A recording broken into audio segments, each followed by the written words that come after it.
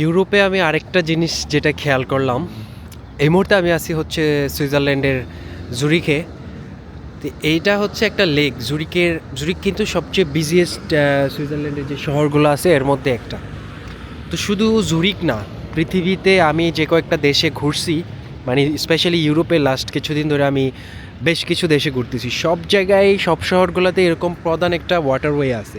হয়তো সেটা লেক হইতে পারে, সেটা হইতে পারে হচ্ছে নদী, বা যেইটাই হোক, যেই পানির সোর্সটাই আসলে শহর কেন্দ্রিক আছে, তারা ওই জিনিসটারে এত যত্ন করে রাখে, এটা বলার মতো না। মানে এইটা এটা তো সবচেয়ে গুরুত্বপূর্ণ, তাই না? একটা শহর, আমরা তো আগে দেখতাম যে সভ্যতাগুলো কীভাবে গড়ে উঠতো নদীর পাশে, যেখানে পানির সোর্স আছে সেখানে গড়ে উঠতো।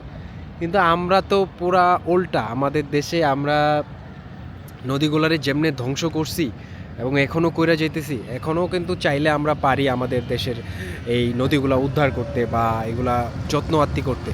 কিন্তু আমরা আসলে we don't give a shit, just যেমনে পারি নদী দূষণ করতেছি। অথচ সারা পৃথিবীতে এটা টোটালি ডিফারেন্ট। সারা পৃথিবীর সব কিছু মনে হয় যে আরও উল্টা নদী কেন্দ্রিক। মানে দেখেন এটার পানি, দেখেন, আমি বলতেছি না আপনার এটার পানির মতন একদম নীল পানি পরিষ্কার চকচকা তকতকা করে ফেলাইতে হবে, কিন্তু অন্তত আপনি তো ওইটুকু করতে পারেন যেইটুকুতে ধরেন যে আপনার মানে অ্যাটলিস্ট পানি কচকুচা কালা না হয়ে থাকবে বুড়িগঙ্গার মতন, অন্তত কিছু মাছ বাইচা থাকবে, পানিটা একটু ব্যবহার করা যাবে, এটাতে নাইমা গোসল করতে ইচ্ছে হবে। এইটুকু তো অন্তত আপনারা করতেই পারেন, তাই না? এইটুকু তো করাই যায়। এইটুকু আমি মনে করি যে এটা আসলে চাইলেই এমনি যতই বলেন পাবলিক সচেতন হবে না, এটা গভর্নমেন্টেরই আসলে ইনিশিয়েট নিতে হবে।